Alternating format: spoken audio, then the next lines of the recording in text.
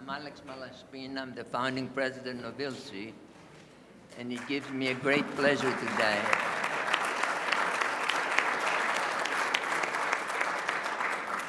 it gives me a real pleasure that I can introduce to you Mike Taylor.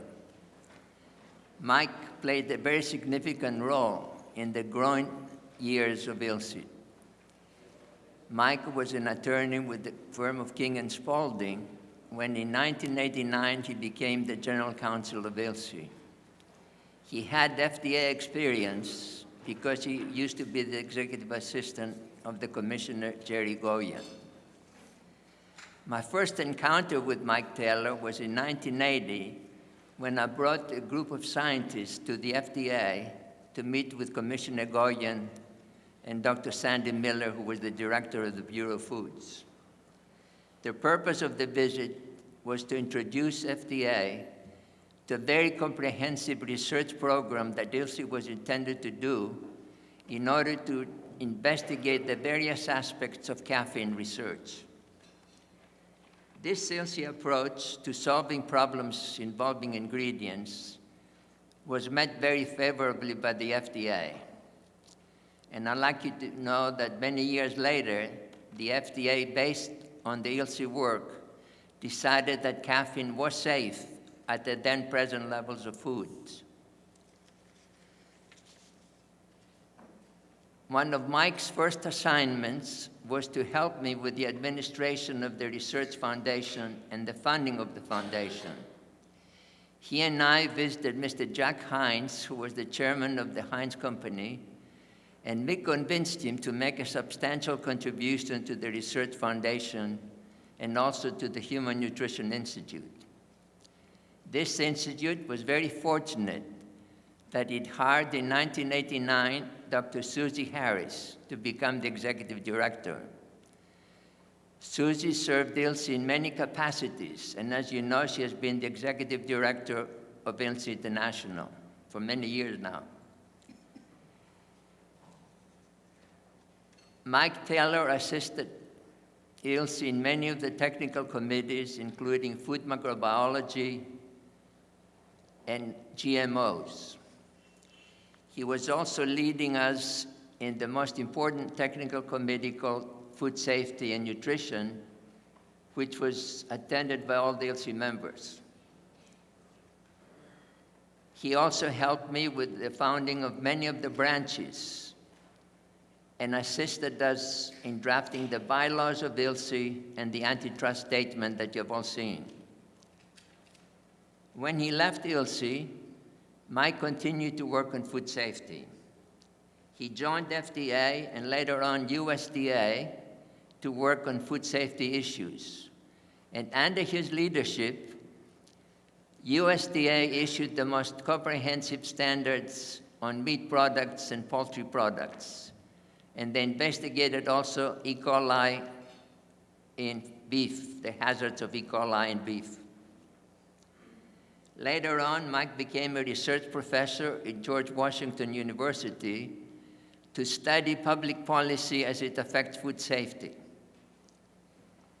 Mike returned to the FDA in 2009 as the assistant to the commissioner. In 2010, he became deputy commissioner for foods, and in 2014, he was promoted to be the associate commissioner for foods and veterinary medicine. He's really the man behind food safety in the United States. Recently, the FDA issued some new food safety standards that are going a long way in protecting the people from foodborne diseases. It has not been very easy for Mike to bring together the public and the private sectors in order to discuss and determine food safety for the United States. But it is his amicable personality, his intelligence, his unlimited drive, and his diplomatic skills that enable Mike to make many, many successes in spite of a lot of resistance. I believe that America should be very grateful to have a man like Mike Taylor handling food safety for the country. I hope that Mike's presence here will inspire all the ILSI members so they can devote more time to ILSI to make this world better, safer, and healthier. In addition, I hope that the young scientists that are visiting ILSI are inspired by the presentation that Mike is going to make. He had to fight the snow and was able to make it today, and I'm very happy that he's going to make a presentation right now. I also want to mention that his wife, Dr. Christine Taylor, who has had also a lot of experience in public safety and who has worked for the FDA, WHO in Geneva, and now at NIH, is going to make a presentation on Tuesday. So, Mike, we thank you so much for coming, and we appreciate you visiting with us. So I promise you I won't live up to that introduction, Alex. I don't know what to say. Alex and I, you've heard it, do go back a long way, and I really do consider Alex one of the most formative people in my career, really. And I think a lot of what I gained from him really is embodied in ILSI and the whole idea of ILSI, where folks working across sector lines can make a lot more progress together than they ever could possibly working in their own spheres without the kind of interaction and collaboration that ILSI is all about. So but he greatly exaggerates, for sure, my leadership role. I did everything I could to help Alex, but Alex was clearly the guy, I think, as we all know, and I think he deserves continuing recognition for that. But I am glad to be here. I'm often a little late to appointments. I'm rarely a day late. So it was really quite a snowstorm in Washington. For those of you who don't know the kind of reaction that normally happens in Washington, 2 feet is a lot of snow, and I must say the area seems to be taking it pretty well in stride. The lights stayed on, the streets are getting plowed, and I was fortunately plowed out yesterday morning fairly promptly. And so I was able to get down here, and I'm really, really glad that I could. I'm a little beat up. They plow the street, but you dig your driveway. And anyone who lives up, I saw Marty Weidman. I'm sure he shoveled 2 feet on his driveway on a regular basis, but it beats you up. So if I'm walking a little slow, that's what it's all about. I do really feel at home, I have to say, being in this, what is really a very familiar setting to me. I mean, I haven't been to an ILSI annual meeting for a long time, but this whole gestalt of it is very familiar and feels a lot like home. I think, a lot of it is due to Alex that this organization came into being and was sustained. We know that a lot of hard work by a lot of people over the years have really sustained ILSI. I do think, and this was really underscored for me by my experience the last 24 hours, I think we all know the real secret reason why ILSI has been a success over all these years, and it is a lot of hard work, but it's also having the annual meeting in January in a sunny place with an agenda that's very substantive, so who can argue with folks coming down here and spending a few days in this beautiful place? So again, I'm just delighted to be back in the ILSI environment and have a chance to reflect a little bit on really the broad topic of science-based public-private collaboration in food safety and nutrition. I'm going to touch a bit on food safety in today's complex global food system, but I really want to put it in the context of what the opportunities are, what the necessity is for collaboration across public-private lines to achieve our goals in food safety and nutrition. That concept is well established. It's not a new concept, but I really want to reflect a little bit on to underscore its current necessity to deal with the issues we're dealing with, but also think a little bit about what makes it successful. When it's successful, why is it successful? And then talk a little bit about opportunities in 3 domains, really, to build on what's happened in the past and to achieve even more through this sort of collaborative approach. Again, science-based public-private collaboration in food safety and nutrition. And I'll talk about food safety in the FSMA, foodborne illness context. I'll talk a little bit about food safety in the food additive, intentional additive context. And I also want to talk a little bit about nutrition and the opportunities that I think exist to continue to build collaboration across these lines in the nutrition area. And I think the bottom line that I really want to underscore for all of you, and I know we have a global group here, and so this will sound like a U.S.-focused invitation, but it really is a global set of issues. We have a leadership team at the Center for Food Safety and Applied Nutrition that has changed a lot in the last year, and I think particularly in the nutrition domain, with Dr. Susan Main from Yale School of Public Health as center director with a long history in chronic disease epidemiology, leading the center and having a strong public health focus, but with a real understanding of the practicalities of public health. Recently, Doug Ballantyne, who brings industry experience at Unilever, is leading the nutrition and labeling office. I think we've got strong leadership all across the center, but folks who are very eager to work within this model of collaboration and dialogue on food safety in all its dimensions and nutrition. And so I want to kind of leave you with an encouragement to take full advantage of that, through the ILSI vehicle, through all the many ways in which it's possible for folks in the private sector to be engaging with FDA. So let me talk a little bit about this whole topic of collaboration in the food safety and nutrition realm, again, in a scientific context, but also, again, the whole idea being, how do we marshal the science, how do we apply science to solve problems in food safety and nutrition? And I think we don't need to spend much time reminding ourselves why this is necessary. It all, for me, comes back to the fact that everybody in this room, works ultimately for the same consumers. We are really in a market where consumers are sovereign.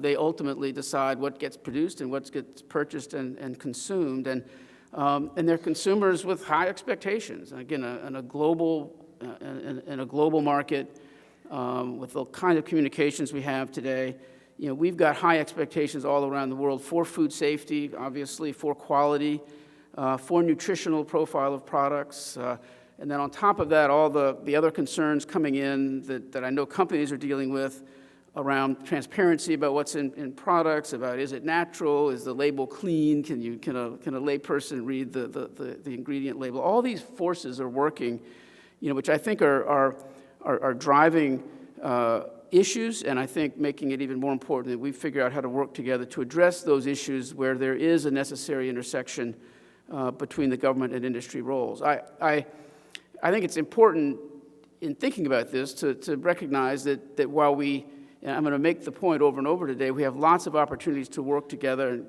based on common interests. We do have distinct roles between government and industry. I mean, the industry makes the product, makes it safe, markets it, has that fundamental responsibility that is what companies do. Government doesn't do any of those things. We have the distinct different role of creating the framework of standards, the framework of oversight that addresses issues that, from a consumer standpoint, can't be addressed adequately just through the market. And so food safety and labeling of products are two very prominent examples. Some food composition issues where around the world, and certainly in the United States, the public, consumers, through the political process have said, government, we want you to be setting standards and seeing that they're met in certain domains. And so that is a distinct different role. And I think it's important to remember that, because that does put some constraints on the way we all work, but I deeply, deeply believe that the way in which we're all successful in dealing with these issues is by recognizing different roles, by working together, and recognizing that no one in government and no one in industry has a monopoly on what we need to know to be successful in addressing these problems. That's just the fact of the matter that I think we've all experienced over the years. So again, I believe deeply in the model, and I know my colleagues at FDA are vested in it, and we're eager to build on what's happened in the past, over the past few decades, and again, with ILSI playing a central role. Where do we go in the future? So let me touch on this a little bit from the standpoint of trying to illustrate what I mean by what makes it successful. What are the elements that go into successful collaboration? And I think for us at FDA, the poster child for successful collaboration is the work we've been doing to implement the Food Safety Modernization Act. This has been a collaborative effort from the very beginning and even before the beginning, because without collaboration between government and industry and consumers, for that matter, on FSMA, there would have been no Food Safety Modernization Act. That coalition got the law passed. That coalition has participated actively, to say the least, in the rulemaking we've been doing for the last 4 or 5 years to get the basic regulatory framework in place. We've most recently, and I know this is the crassly political topic to be bringing up in the hallowed halls of ILSI science, but there was a great coalition effort that got us funding to implement this law. So this is collaboration in its most full way, and it's based, in my view, fundamentally on the significant strategic alignment of interest that exists on food safety in the domain where we're talking about contaminants, pathogens nobody wants in food. Everybody is aligned around having the food be safe, in fact.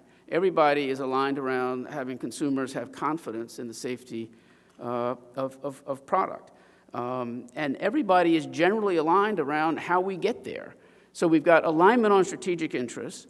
We've got alignment on the general framework for addressing those issues in terms of modern preventive controls comprehensively applied across the food spectrum from farm to table and with respect to imports as well as domestic.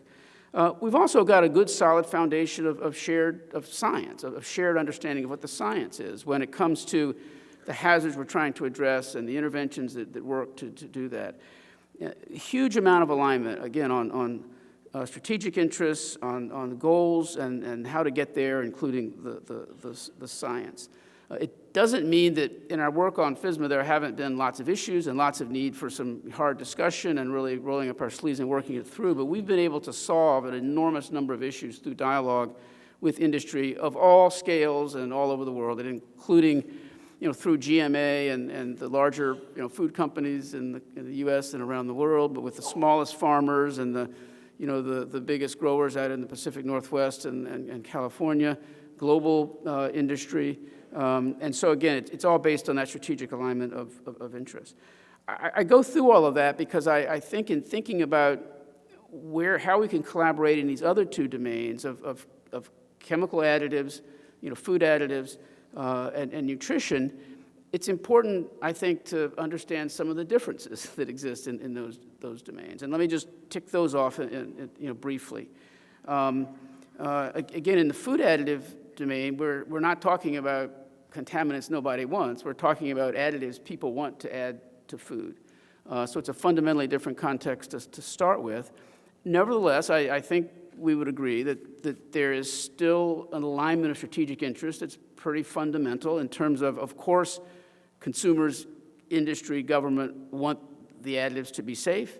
Everybody wants there to be consumer confidence in what's put into food. And I think everybody, at least most people, share the goal, and I know FDA shares the goal of fostering innovation and recognizing that innovation in food technology is part of what the food additive law in the United States, anyway, was intended to achieve by establishing safety standards and establishing a food safety, a food additive regulatory oversight program by FDA. The idea was that if there was FDA vouching for the safety of new chemicals, and in the 1950s when that law was passed, there were lots of new chemicals coming into the food system, then FDA's pre-market review and vouching for safety would be the basis upon which consumers would accept these technologies. And it worked, I think, quite well over the few decades immediately following enactment of the law. I will acknowledge that when it comes to innovation and the food additive law, anyone in this room who's worked through the food additive approval process in its full-blown dimension understands that it's not the greatest facilitator of innovation on the planet, and it's an area for dialogue and reform in my view. But in terms of strategic goals, we've got that kind of alignment. I think on the science, there is a history of dialogue on the toxicological principles and the data that are needed to demonstrate the safety of additives. I'll talk about the Red Book and our process of updating that in a moment. There are times when there have been conflicts on the science related to additives, and I think the recent experience we've had with trans fat, partially hydrogenated oils, is an example of that, where I think there was lots of initial I would say, different points of view about the science and what it meant. I actually think that process was productive in terms of getting closer to a common understanding of what the science on that subject means in relation to the standard that applies to intentional additives. But there's, anytime you have a world in which there's an interest in putting something in food that is motivated by a market purpose, and naturally there are going to be different ways of looking at science, and naturally there are going to be conflicts that may be grounded in actual scientific uncertainty and conflict, or may be grounded in interest being brought to bear. This, of course, comes to one of the huge strengths of ILSI, which is the idea that that when issues do arise, and this is ILSI not so much in the pre-market approval context, but in the post-market context, when issues arise, let's get the best scientists, let's do the science, let's make it publicly available, let the chips fall where they may scientifically, and I think that's a great model. But coming back to the conceptually to the basis for collaboration on food additives, I think, again, broad goals we can line up on. Recognizing differences in science, that's going to happen. We've got ways of addressing those issues. I think that there is, from our vantage point, a difference that I think it's hard to make it very concrete, perhaps, because it's a perception, but a difference with respect to the means of achieving these goals of safety, consumer confidence, and innovation. And what I'm referring to is the way in which the implementation of the generally recognized as safe or GRAS concept within the food additive law is being implemented. And so, as most of you know, or many of you know, the food additive definition, which creates the basic scope of the pre-market approval system for additives at FDA, meaning that if a substance or its intended use meets the food additive definition, then it must come in and be approved in advance of marketing by FDA, but there's an exception to the definition, as you know, for substances that are generally recognized as safe.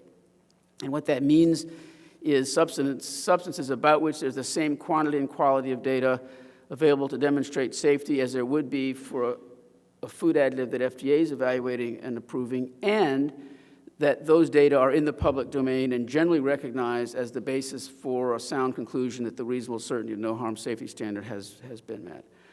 That was the construct that that Congress created with the GRAS concept. What we see going on with the GRAS concept is an evolution, and I believe, and I feel comfortable using the term erosion, of the practices that go on around companies making the independent decisions that under the law they're entitled to make, that their new substance or their new intended use of an existing substance meets the reasonable certainty of no harm safety standard, and that's generally recognized. Companies are making those judgments.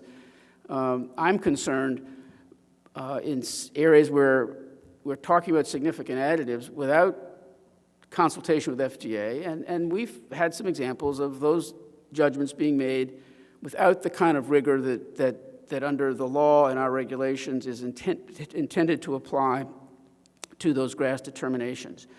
That's a concern. I'm going to, with some sense of irony, in light of our history working together, use the recent, over the last few years, experience that we've had in the United States on the proliferation of caffeine uses in food beyond the FDA-recognized GRAS, fairly low levels in soft drinks, much higher levels in energy drinks, but also companies making decisions to put caffeine in places where it had never been before, whether it's in line extensions of Cracker Jacks, or in peanut butter, or in waffles, or chewing gum. Products that readily available to kids we've had experience with folks putting caffeine in those places without certainly any engagement with FDA, and without, we believe, adequate consideration of cumulative intake issues and figuring out what's the basis upon which those levels are safe. I would also say, parenthetically, without really thinking about the principles involved here, is it under the food additive law a legitimate use of food to deliver central nervous system stimulation through an additive? That's an issue that needs to be addressed from both a policy standpoint and a scientific standpoint. We're concerned that there's been some erosion in the understanding of FDA's pre-market role in light of the way that the GRAS concept has been implemented. So I'll come back to some solutions, some ideas to address that concern in just a minute. But let me just touch finally on sort of the way we see nutrition, the diet and health construct, and both the opportunity and the challenges for collaboration there. And here again, I think it's at a certain very high level, I think we all would subscribe to the idea that consumers should have a wide variety of foods to choose from. It's not for the government to tell people what to eat. They should have a wide variety of safe foods to choose from, and to select an overall healthy diet that's suitable, for them. And so that, at a very high level, I think we can all embrace. But nutrition, again, is another area in which we find that when you get below that level of sort of very general, who can differ with that sort of principle, where we do have conflicts in strategic interests. And I think that we just have to be frank about them.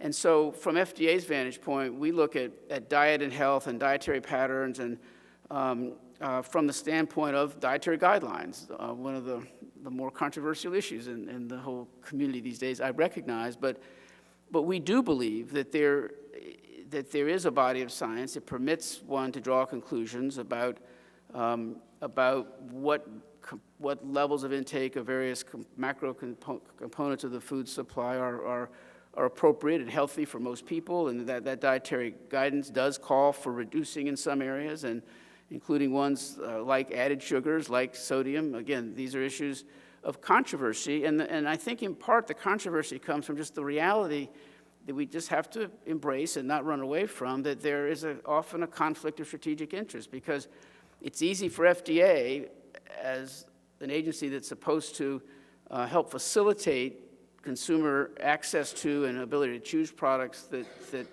add up to a diet that is in alignment with the dietary guidelines.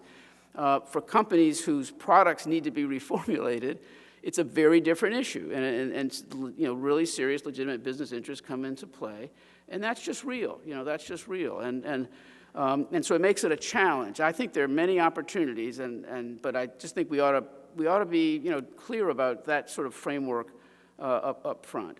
But again, come back to, and I think this is something I've heard Dr. Main say over and over, the clarity that in this arena, FDA's role is not to tell people what to eat. It is to provide information and provide a framework within which people can make choices from a wider variety of safe foods. And that's the way in which we want to work in this area. So with all of that sort of background, let me just run back through FSMA, food additives, and nutrition, and talk about some specific areas in which I see collaboration being, having great potential and being essential to our ongoing success.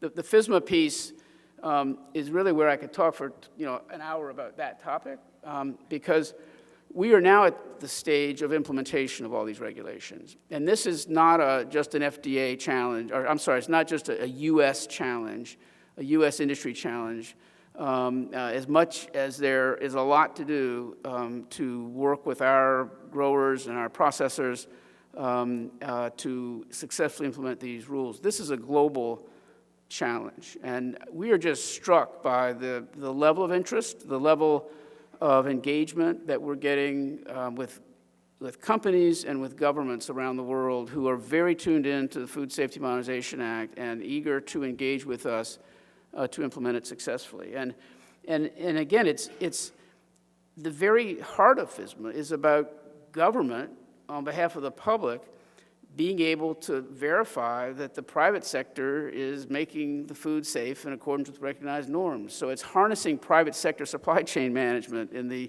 both the domestic and import context.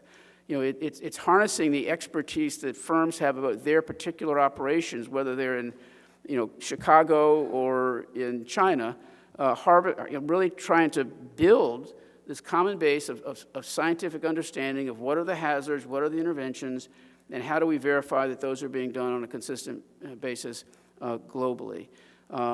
This is a global issue in part because we're a big market and a lot of people want to send food to this market, but it's also a global challenge and opportunity because the U.S. isn't unique in what it's doing to modernize its food safety system. This framework is globally embraced to a large degree. When you look all around the world at the major food safety reforms, they're all on that same basic model, all in alignment with the basic codex understandings of food hygiene and supply chain management and the whole 9 yards. So, we are all in on continuing to work with the industry to make this law a success and to achieve the purposes underlying FSMA, which we all share, and it is food safety, it's consumer confidence, and it includes facilitating trade in safe food. We know we need to collaborate to do that, and I think we have great optimism that that's going to go extremely well. In the food additive arena, what are the opportunities? I mean, what can we do to try to address some of these issues that have arisen at this stage, more than 50 years out from enactment of this, the food additive amendments of 1958? I think that the time has come for government and industry, and I would say the consumer community as well, to actually sit down and have a dialogue around what are the purposes for which that law was passed. Are they the same purposes can we validate those purposes today? Can we say that's what we still want to achieve? And then if we can, or however we validate what the common purposes is, really look at how current practices are and are not achieving those purposes. From our vantage point, this is not about believing that there's a public health crisis around chemical additive safety. We don't see that. What we do see is a system that has some vulnerabilities around meeting the consumer confidence goal, has some vulnerabilities around meeting the innovation goal, both because our food additive process is too legalistic and cumbersome and slow, but also because if we don't have clarity about the circumstances under which FDA is providing a pre-market check on market entry for significant additives, then I'm concerned that in and of itself, that absence of credible FDA pre-market oversight where it's appropriate, that the absence of that undermines innovation because it undermines consumer confidence, and there are more experiences than anybody needs to recite about how technologies that are great in the lab, look great commercially, look great to the food system folks who are working, don't cut the mustard with the public, are not accepted by the public because they don't have confidence in the safety, or they have other issues about those technologies that have not been satisfied, resolved by a party that the public can trust. So let's sit down and validate that we have the same objectives and adjust them as needed. Let's continue to collaborate on the science. And so, the Red Book is our toxicological principles volume that outlines the basic data requirements, or at least as a sort of a starting framework. The Office of Food Additive Safety at the Center for Food Safety under Dennis Keefe's leadership is starting a process to update the Red Book. It's a multi-year process. We've got to have active engagement with our colleagues in industry and in academia to get that done right. So I hope that you'll be all in on that. We're also interested in improving our collaboration on data about what's in the food supply. And I know we are working with ILSI on the branded food products database and along with ARS and trying to build that up, at least with respect to sodium. We think that there is room for much more substantial collaboration so that there can be transparently available to all of us, a database so we can make these cumulative intake assessments about intentional additives. We can see what's going on with fortification. We have a huge issue about dietary supplements. I don't know how much of the dietary supplement industry is in the room, probably not that much. But how do we overall, have an understanding, build a much better database on what is in the food supply so we can all do our food safety and nutrition work more effectively? We'd be interested in working on that. And then finally, again, I think coming back to this GRASS concept, we do need to figure out what FDA's pre-market oversight role is, and we need to find a way to enforce that meaningfully. I don't know the answer. I do know the question needs to be addressed, and eager to have the engagement of this community to do it.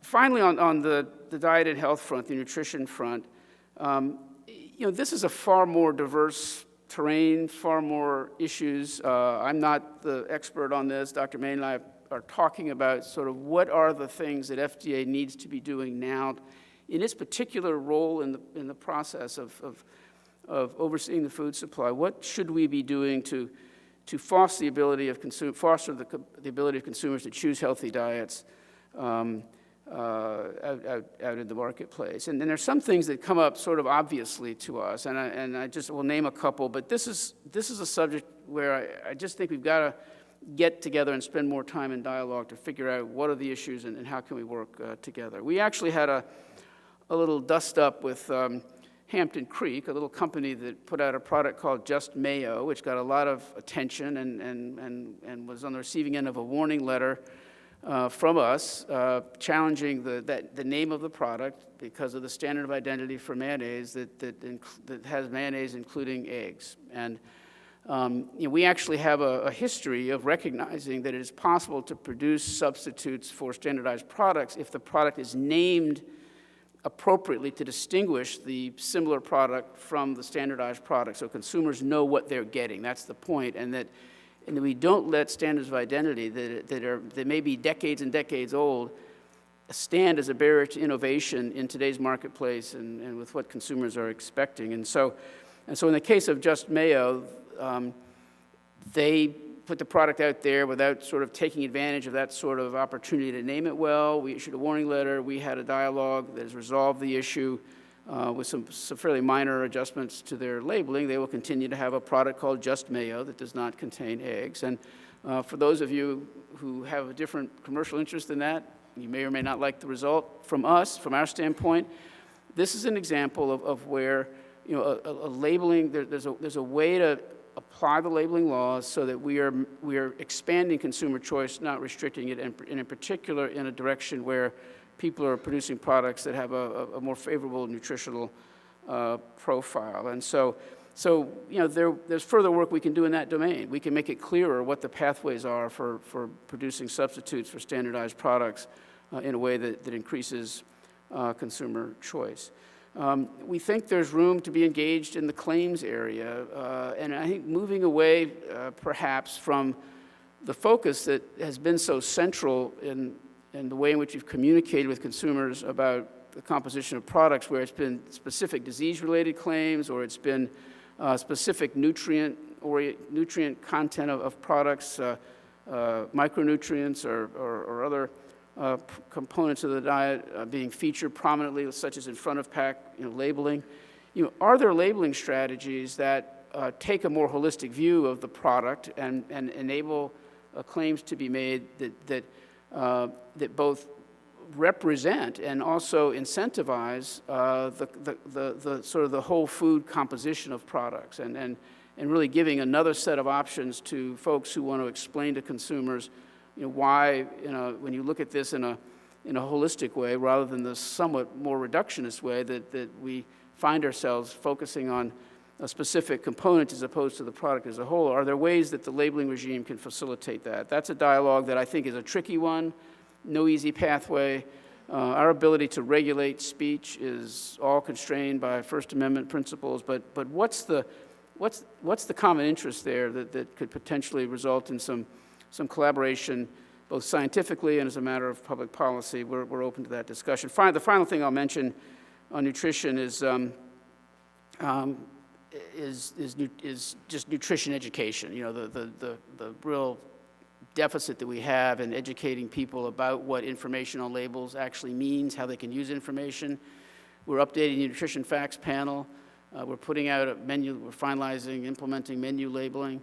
The industry has front-of-pack initiative. We're interested in working with industry to evolve front-of-pack, but how do we educate consumers about what all this means? There's been a woeful lack of public investment in this.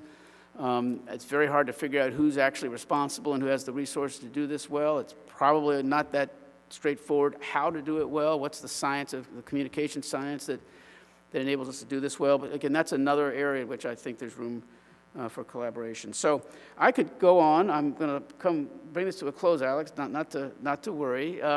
But I think the bottom line is that you don't make progress in these areas without dialogue, without the frank dialogue that's based upon clarity about what the interests are, real hard discussion about how those interests can be balanced, how they can be aligned, and what are the means to those ends. I think that the solutions come only really from frank, honest dialogue based on the science, but also based on the clarity of what we're all trying to achieve together. So that's Philosophy 101 for today. I'm again, very, very pleased to be here, Alex. It's a great gift to be given an excuse to fly out of 2 feet of snow to come to St. Petersburg and hang out with you guys, and I'm very glad to be here. Thanks a lot.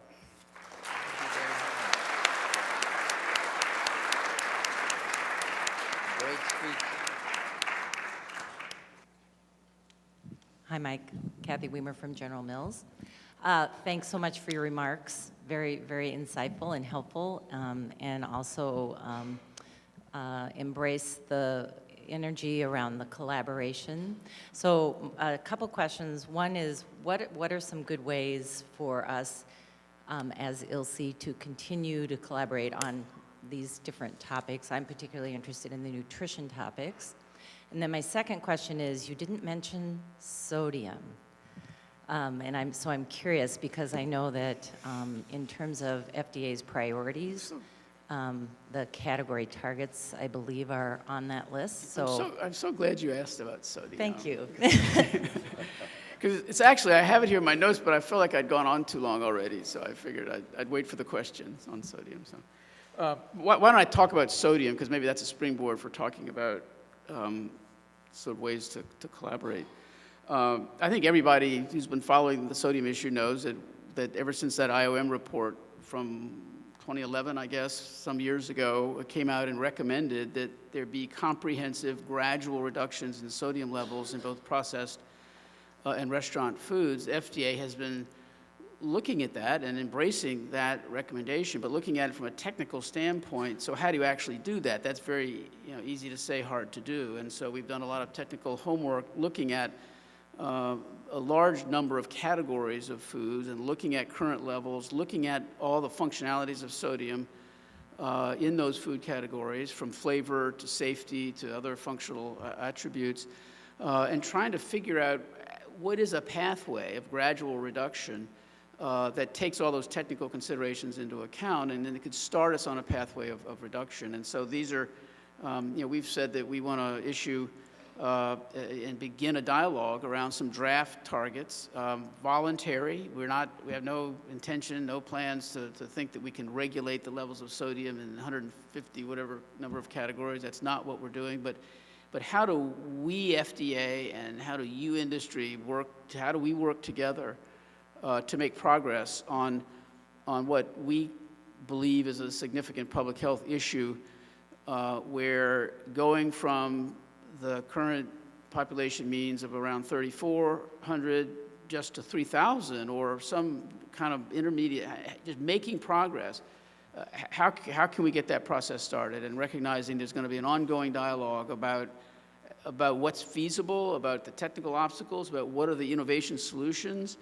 How do we work together to facilitate that? And as opposed to standing off in our corners and nothing happening that's beyond. And I don't mean to minimize this.